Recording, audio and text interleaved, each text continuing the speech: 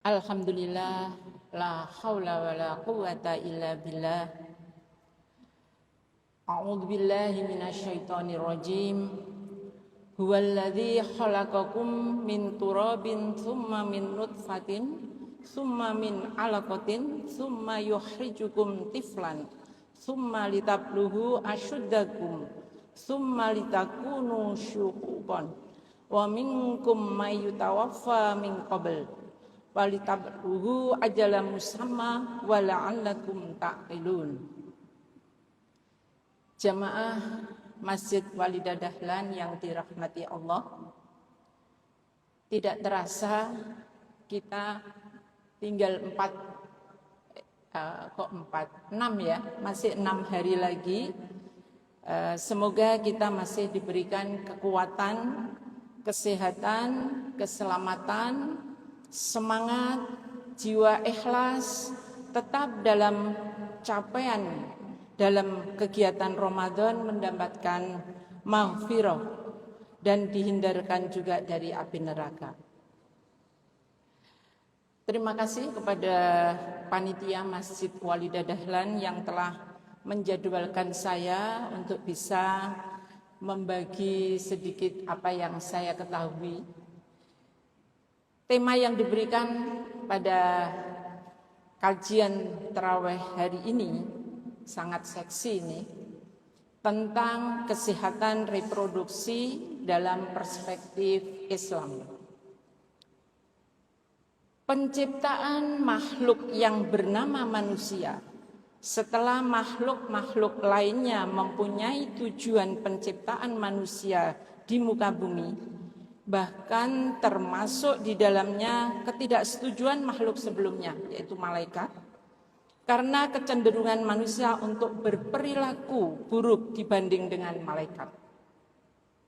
Ada pada surat Al-Baqarah ayat 30. Kondisi sekarang, kenyataannya, isu-isu yang ada, angka kematian ibu masih sangat tinggi. Angka kematian bayi masih sangat tinggi. Pemberian ASI eksklusif 6 bulan utuh setelah lahir belum secara utuh pula tercapai. Dalam capaian pendapatan atau mendapatkan ASI yang benar juga belum diketahui secara utuh.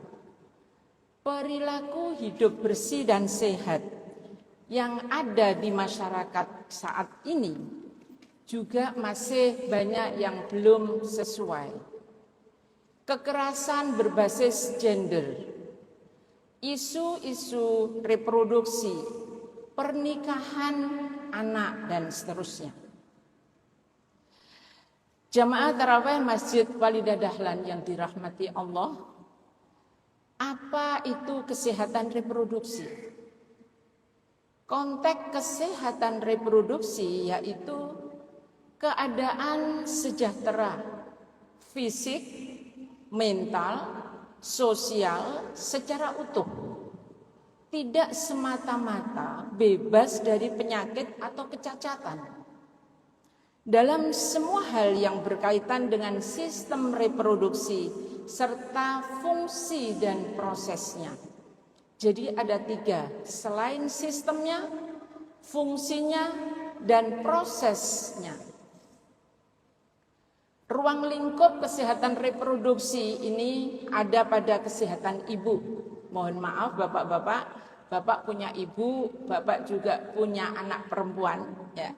Kesehatan ibu dan anak, kesehatan reproduksi, pencegahan penanggulangan infeksi penyakit menular, HIV/AIDS, pencegahan penanganan komplikasi aborsi, kesehatan reproduksi usia lanjut, infertilitas, kekerasan terhadap perempuan berbasis gender luar biasa.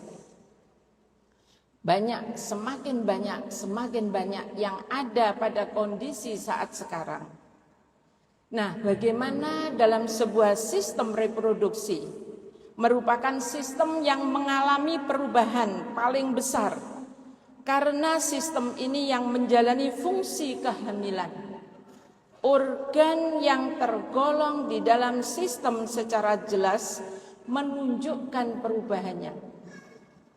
Sekali lagi mohon maaf, kami sebut organ reproduksi perempuan, mulai dari rahim atau istilahnya uterus.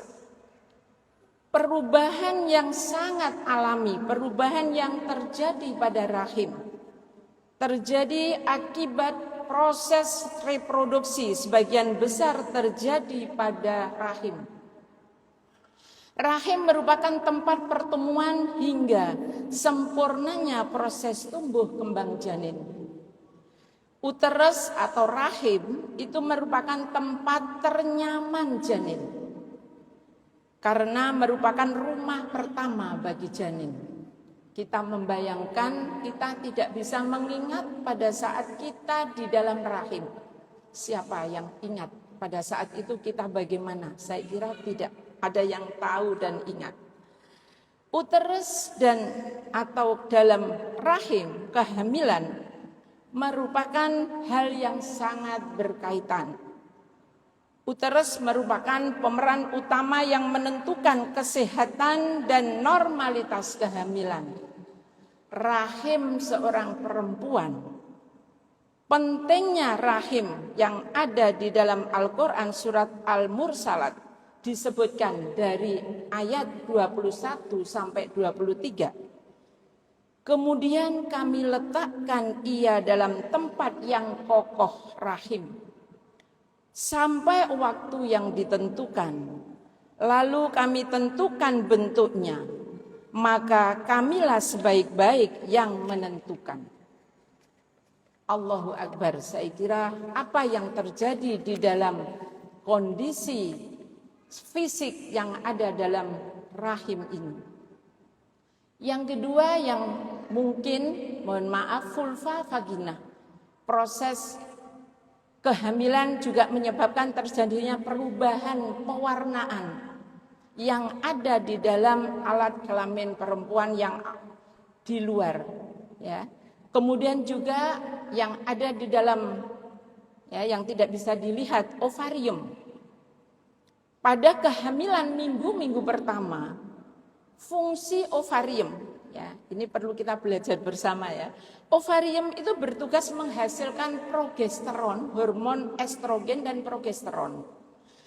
Namun Allah mengistirahatkan ovarium, istirahat berfungsi sejak usia kehamilan 16 minggu.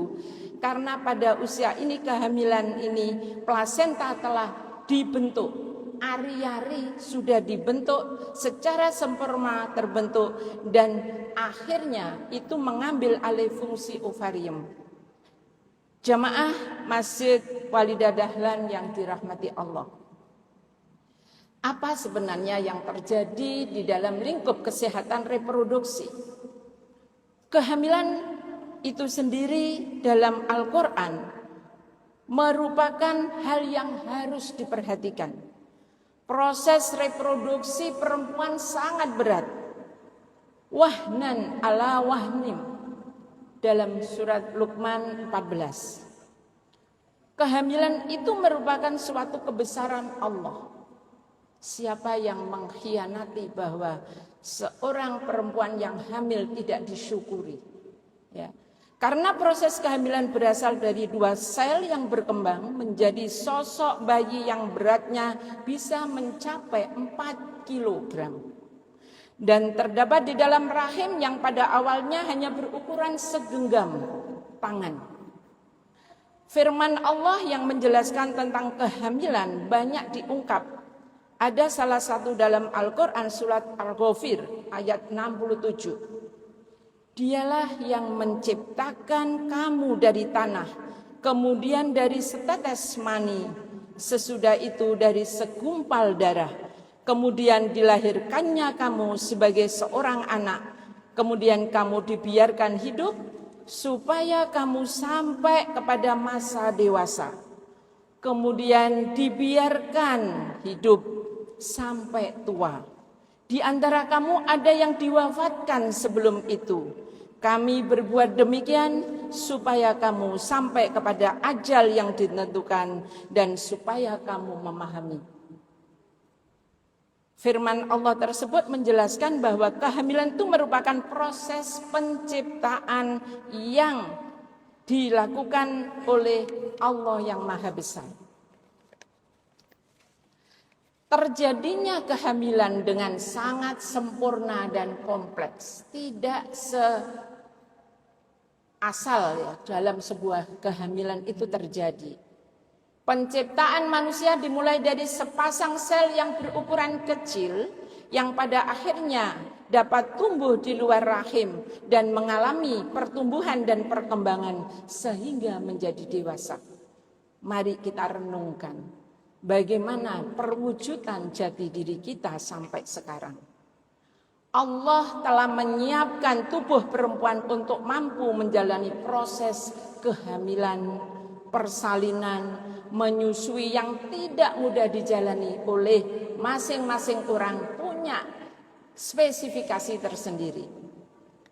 Tahapan tumbuh dan kembang janin di dalam proses kehamilan juga telah terkonfirmasi dalam surat Al-Mu'minun ayat 14. Dalam perkembangannya selanjutnya air mani itu kami olah menjadi segumpal darah. Dan segumpal darah itu kami olah menjadi segumpal daging. Lalu segumpal daging itu kami olah menjadi tulang belulang. Selanjutnya tulang belulang itu kami bungkus dengan daging. Selanjutnya kami jadikan makhluk yang berbentuk lain dari yang sebelumnya. Maha suci Allah, pencipta yang paling baik. Bagaimana manusia tidak mensyukuri apa yang diciptakan oleh Allah. Proses tumbuh kembang janin dalam Al-Quran menyebutkan ada 3 fase. Yang ini perlu kita ketahui bersama. Fase yang pertama adalah fase nutfah. Disebut sebagai fase perencanaan dan persiapan sampai 40 hari. Sejak pertama setelah menstruasi. Kemudian di dalam fase perencanaan dan persiapan janin ini menjadi sebuah proses pembentukan organ tubuh janin. Bahkan di sini sudah ada bagian yang nampak yaitu jenis kelamin. Fase selanjutnya adalah fase alaqah.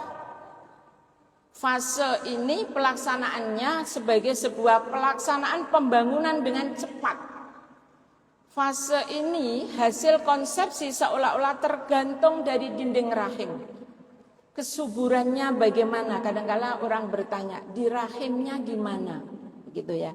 Nah, fase ini merupakan organogenesis karena pada fase ini terjadi pembentukan organ-organ secara masif.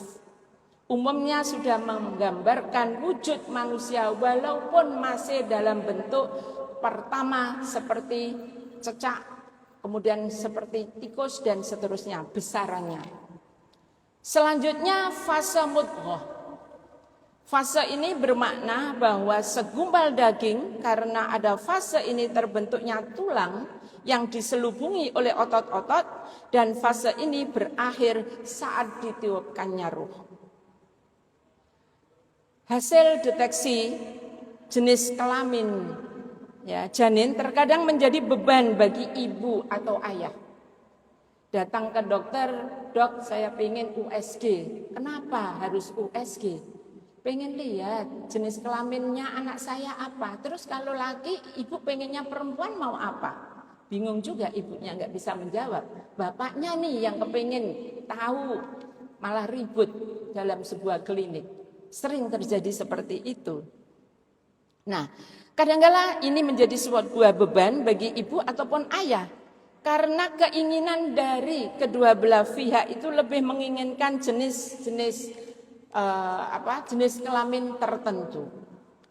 Kalau saya tanya bapak-bapak yang diinginkan anaknya pertama lahir itu jenis kelaminnya apa? Pasti milihnya laki. Ya enggak, jujur. Kalau ibu-ibu pengennya perempuan atau laki? Saya enggak tahu. Kalau saya pasrah sama Allah waktu itu. Nah, pendeteksian jenis kelamin yang hanya bertujuan untuk mengkonfirmasi jenis kelamin tanpa memperhatikan segi kesehatan dan normalitas tumbuh kembangnya si janin itu sebaiknya dihindari tanpa alasan.